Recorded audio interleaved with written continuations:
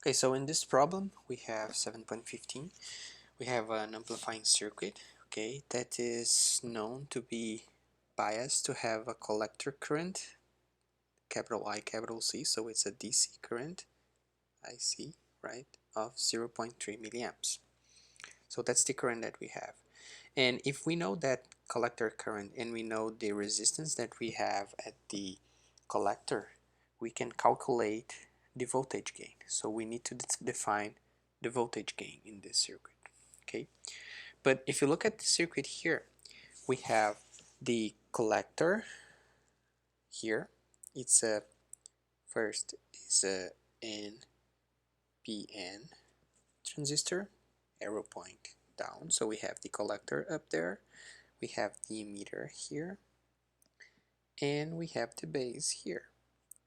Now, some of you might look at this circuit and think, well, that's my RC, right? But that's wrong, because we have this 10K connected to the collector, but we also have this, so this 10 connected to the collector, and this one here also connected to the collector. And here it's grounded. Here it's connected to a plus 5 volts voltage source. So we don't have just 10K connected. We don't have 20. We need to find a way to calculate what's the equivalent resistance, and what's the value of the voltage that we have up there that would basically gives us the correct RC. Okay, so one of the approaches is that we can break the circuit right here and then analyze this entire thing here, this entire part of the circuit. Okay, I will include V out, but it doesn't matter right now because it's that node at the collector, right?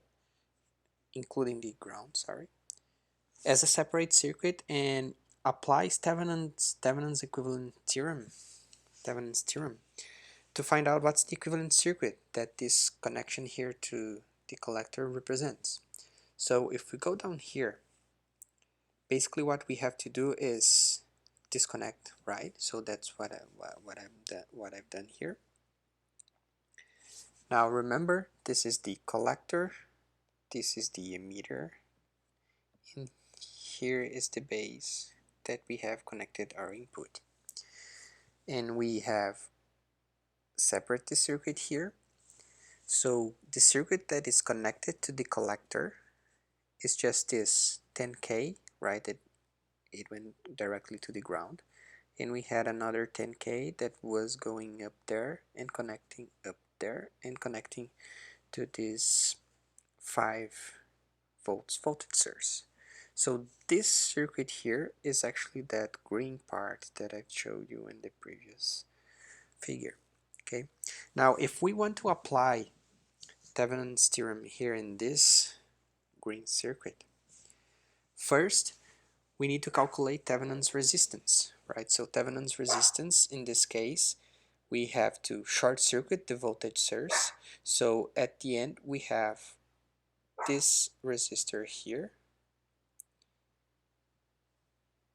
connected both to the ground. And this is actually the terminal that we are interested, so we need to analyze the resistance seen from this terminal here. So this is 10K, this is 10K. Now this is the same as drawing two resistances in parallel, right? This is RTH. Now because they are both 10K,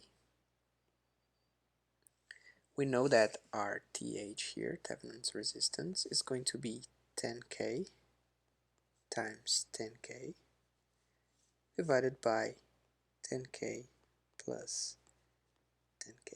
So Thevenin's resistance is equals to 5K ohms. Now, besides the Thevenin's resistance, we need to define the open circuit voltage, right? Or the the Thevenin's voltage, which is this the voltage. So let me erase this here and erase this one again.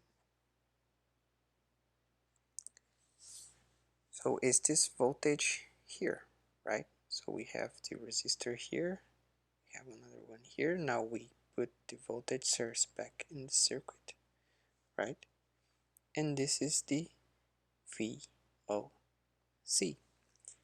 And remember, this one is 5, this one is 10K, this one is also 10K. Now if you look at the circuit, you see that we can apply a voltage divider, right? Because VOC is exactly the voltage across this 10K. So the voltage VOC in our case is going to be equal to that 5 volts times the resistor that we want to know the voltage, 10K, divided by the resistor or the sum of both resistors, right? So it's 10K plus that other 10K, which gives us a VOC that's 2.5 volts.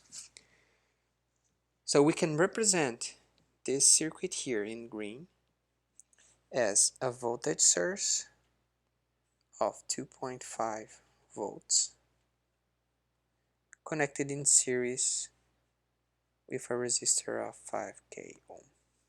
Now if we take this circuit here and plug in this terminal here back in this terminal up here, we get a circuit that looks like this. And now this 5K here is indeed our RC. And we can calculate the voltage gain AV as minus, remember that the collector current is equals to 0.3 milliamps. So IV is minus IC times RC divided by the thermal voltage. Thermal voltage, remember, if it's not given by the problem, assume 25 millivolts. So our AV is equals to minus 0.3 milliamps times 5K ohm divided by 25 millivolts. This gives us an AV of minus 60 volt per volt. And that's the final answer for this problem.